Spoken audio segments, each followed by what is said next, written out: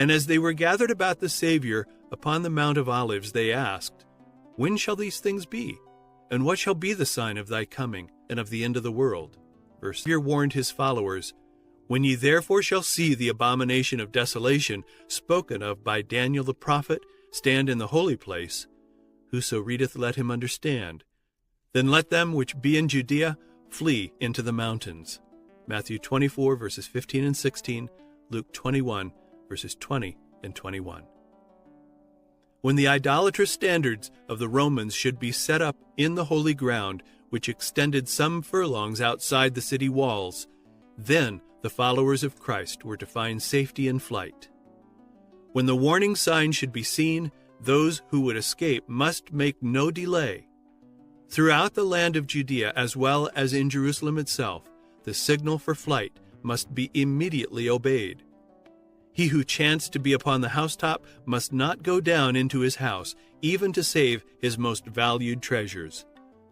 Those who were working in the fields or vineyards must not take time to return for the outer garment laid aside while they should be toiling in the heat of the day. They must not hesitate a moment, lest they be involved in the general destruction. In the reign of Herod, Jerusalem had not only been greatly beautified, but by the erection of towers, walls, and fortresses, adding to the natural strength of its situation, it had been rendered apparently impregnable. He who would at this time have foretold publicly its destruction would, like Noah in his day, have been called a crazed alarmist. But Christ had said, Heaven and earth shall pass away, but my words shall not pass away. Matthew 24, verse 35.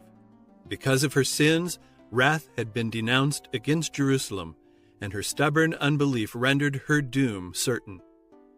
The Lord had declared by the prophet Micah, Hear this, I pray you, you heads of the house of Jacob, and princes of the house of Israel, that abhor judgment and pervert all equity.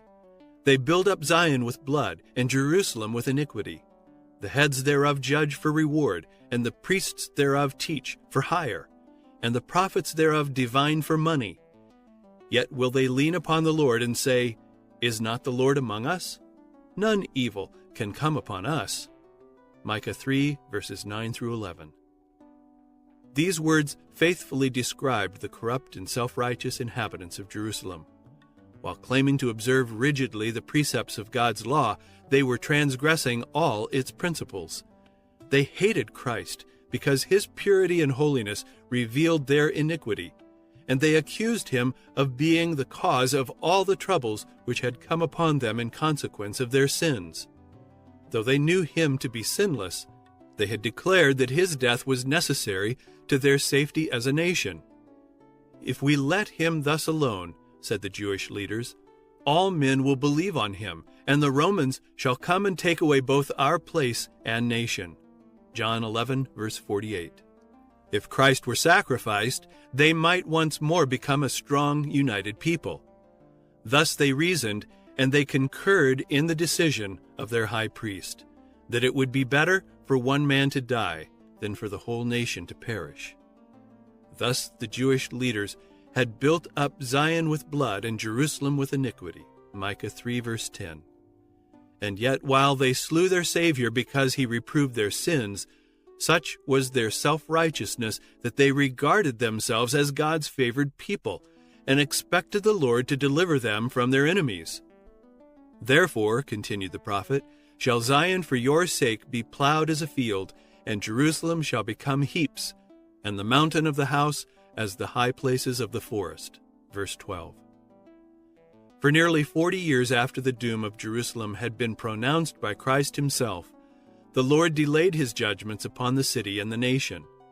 Wonderful was the long-suffering of God toward the rejectors of his gospel and the murderers of his Son. The parable of the unfruitful tree represented God's dealings with the Jewish nation. The command had gone forth, Cut it down, why cumbereth it the ground? Luke 13, verse 7. But divine mercy had spared it yet a little longer. There were still many among the Jews who were ignorant of the character and the work of Christ, and the children had not enjoyed the opportunities or received the light which their parents had spurned. Through the preaching of the apostles and their associates, God would cause light to shine upon them. They would be permitted to see how prophecy had been fulfilled, not only in the birth and life of Christ, but in his death and resurrection. The children were not condemned for the sins of the parents, but when, with a knowledge of all the light given to their parents, the children rejected the additional light granted to themselves, they became partakers of the parents' sins and filled up the measure of their iniquity. The long-suffering of God toward Jerusalem only confirmed the Jews in their stubborn impenitence. In their hatred and cruelty toward the disciples of Jesus, they rejected the last offer of mercy. Then God withdrew his protection from them and removed his restraining power from Satan and his angels, and the nation was left to the control of the leader she had chosen. Her children had spurned the grace of Christ, which would have enabled them to subdue their evil impulses, and now these became the conquerors. Satan aroused the fiercest and most debased passions of the soul. Men did not reason, they were beyond reason, controlled by impulse and blind rage. They became satanic in their cruelty. In the family and in the nation, among the highest and the lowest classes alike, there was suspicion, envy, hatred, strife, rebellion, murder. There was no safety anywhere. Friends and kindred betrayed one another. Parents slew their children and children their parents. The rulers of the people had no power to rule themselves. Uncontrolled passions made them tyrants. The Jews had accepted false testimony to condemn the innocent Son of God. Now false accusations made their own lives uncertain. By their actions they had long been saying, "Cause the Holy One of Israel to cease from before us." Isaiah 30, verse 11. Now their desire was granted. The fear of God no longer disturbed them. Satan was at the head of the nation, and the highest civil and religious authorities were under his sway. The leaders of the opposing factions at times united to plunder and torture their wretched victims, and again they fell upon each other's forces and slaughtered without mercy. Even the sanctity of the temple could not restrain their horrible ferocity.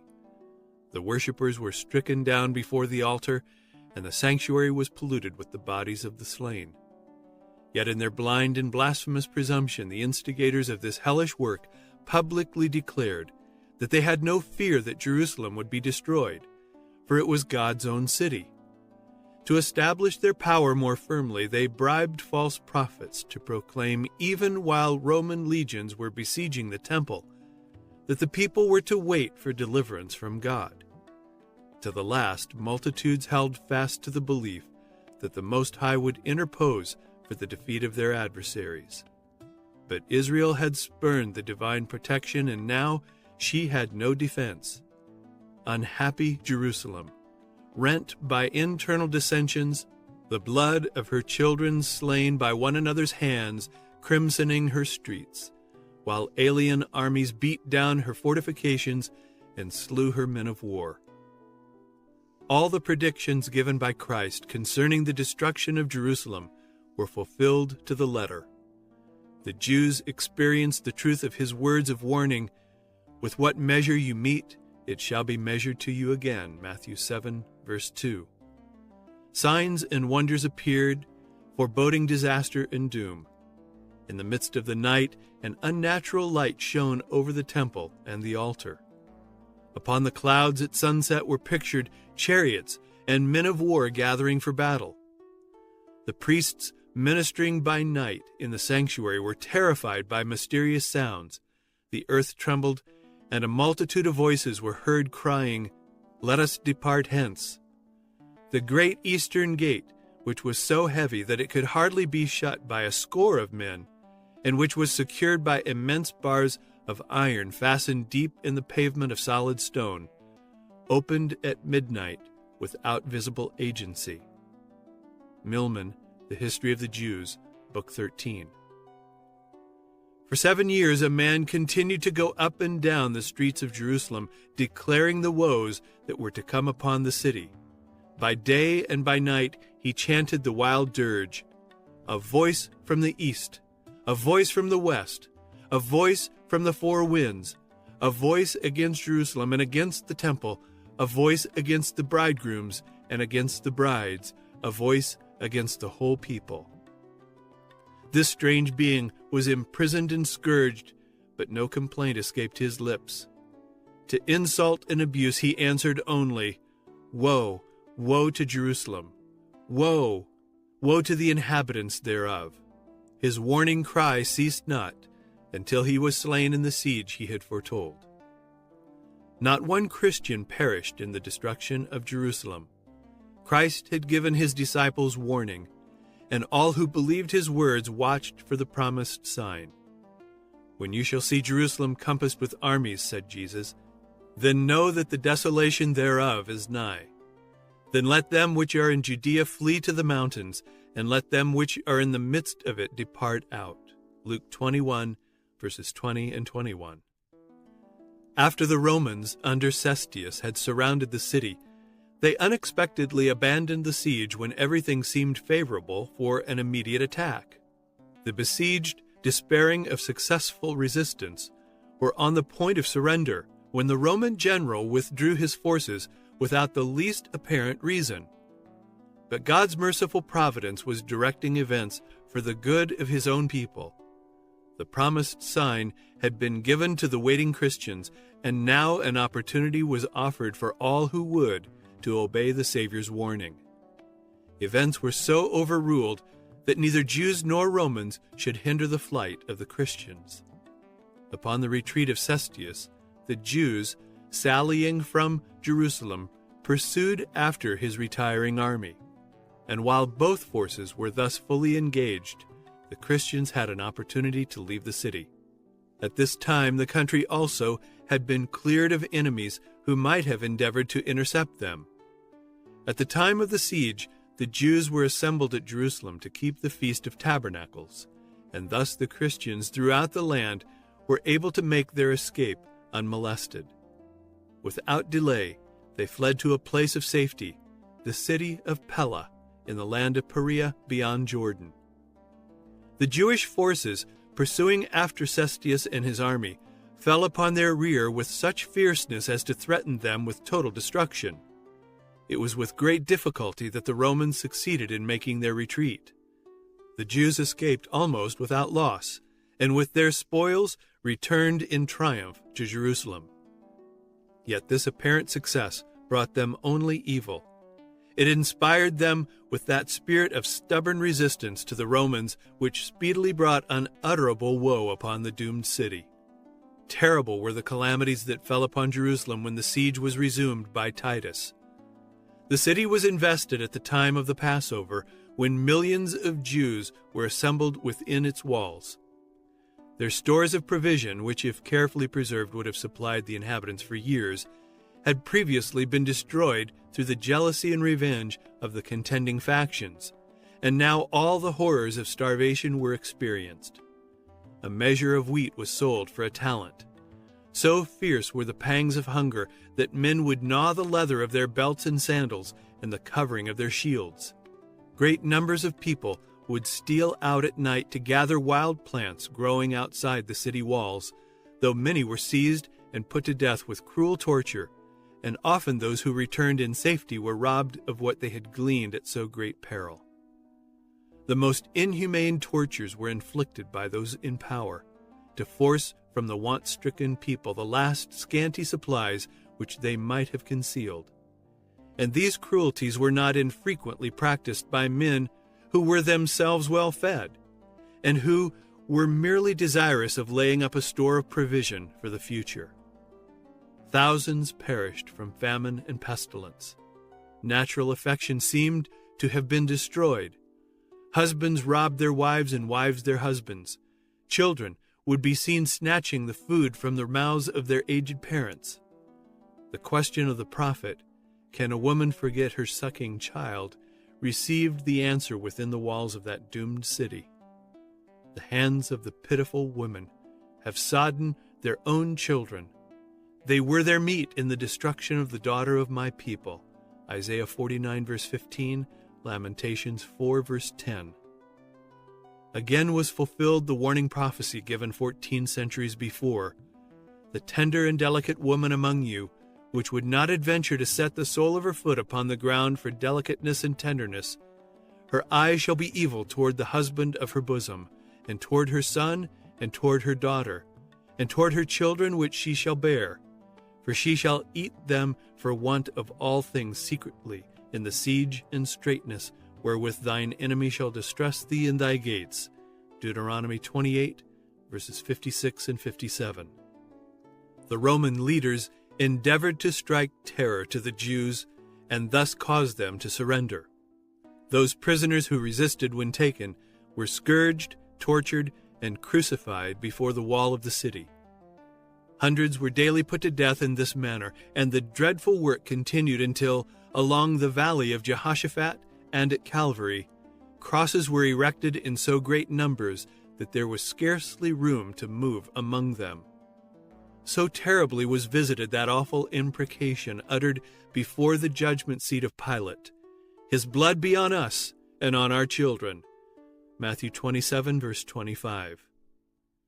Titus would willingly have put an end to the fearful scene, and thus have spared Jerusalem the full measure of her doom. He was filled with horror as he saw the bodies of the dead lying in heaps in the valleys. Like one entranced, he looked from the crest of Olivet upon the magnificent temple, and gave command that not one stone of it be touched. Before attempting to gain possession of this stronghold, he made an earnest appeal to the Jewish leaders not to force him to defile the sacred place with blood. If they would come forth and fight in any other place, no Roman should violate the sanctity of the temple. Josephus himself, in a most eloquent appeal, entreated them to surrender, to save themselves, their city, and their place of worship. But his words were answered with bitter curses. Darts were hurled at him, their last human mediator, as he stood pleading with them. The Jews had rejected the entreaties of the Son of God, and now expostulation and entreaty only made them more determined to resist to the last. In vain were the efforts of Titus to save the temple. One greater than he had declared that not one stone was to be left upon another. The blind obstinacy of the Jewish leaders and the detestable crimes perpetrated within the besieged city excited the horror and indignation of the Romans, and Titus at last decided to take the temple by storm. He determined, however, that if possible it should be saved from destruction. But his commands were disregarded. After he had retired to his tent at night, the Jews, sallying from the temple, attacked the soldiers without. In the struggle, a firebrand was flung by a soldier through an opening in the porch, and immediately the cedar-lined chambers about the holy house were in a blaze.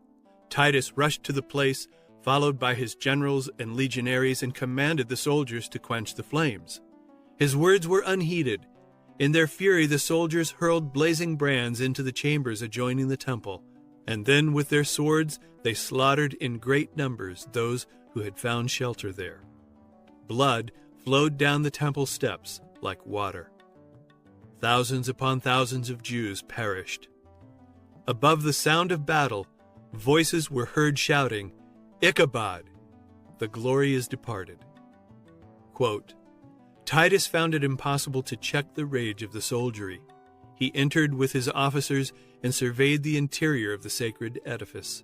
The splendor filled them with wonder, and as the flames had not yet penetrated to the holy place, he made a last effort to save it, and springing forth again exhorted the soldiers to stay the progress of the conflagration.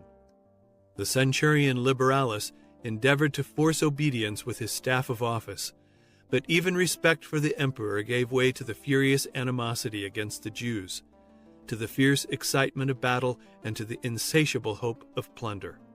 The soldiers saw everything around them radiant with gold, which shone dazzlingly in the wild light of the flames. They supposed that incalculable treasures were laid up in the sanctuary. A soldier, unperceived, thrust a lighted torch between the hinges of the door. The whole building was in flames in an instant. The blinding smoke and fire forced the officers to retreat, and the noble edifice was left to its fate. It was an appalling spectacle to the Roman. What was it to the Jew? The whole summit of the hill which commanded the city blazed like a volcano. One after another the buildings fell in with a tremendous crash and were swallowed up in the fiery abyss. The roofs of the cedar were like sheets of flame. The gilded pinnacles shone like spikes of red light. The gate towers sent up tall columns of flame and smoke. The neighboring hills were lighted up, and dark groups of people were seen watching in horrible anxiety the progress of the destruction. The walls and heights of the upper city were crowded with faces, some pale with the agony of despair, others scowling unavailing vengeance. The shouts of the Roman soldiery as they ran to and fro, and the howlings of the insurgents who were perishing in the flames, mingled with the roaring of the conflagration and the thundering sound of falling timbers. The echoes of the mountains replied or brought back the shrieks of the people on the heights. All along the walls resounded screams and wailings. Men who were expiring with famine rallied their remaining strength to utter a cry of anguish and desolation. The slaughter within was even more dreadful than the spectacle from without. Men and women, old and young, insurgents and priests, those who fought and those who entreated mercy, were hewn down in indiscriminate carnage. The number of the slain exceeded that of the slayers. The legionaries had to clamber over heaps of dead to carry on the work of extermination." Close quote. Milman, The History of the Jews, Book 16. After the destruction of the temple, the whole city soon fell into the hands of the Romans. The leaders of the Jews forsook their impregnable towers, and Titus found them solitary. He gazed upon them with amazement and declared that God had given them into his hands, for no engines, however powerful, could have prevailed against those stupendous battlements. Both the city and the temple were razed to their foundations, and the ground upon which the holy house had stood was plowed like a field. Jeremiah 26, verse 18. In the siege and the slaughter that followed, more than 1 million of the people perished. The survivors were carried away as captives, sold as slaves, dragged to Rome to grace the conqueror's triumph, thrown to wild beasts in the amphitheaters, or scattered as homeless wanderers throughout the earth. The Jews had forged their own fetters. They had filled for themselves the cup of vengeance.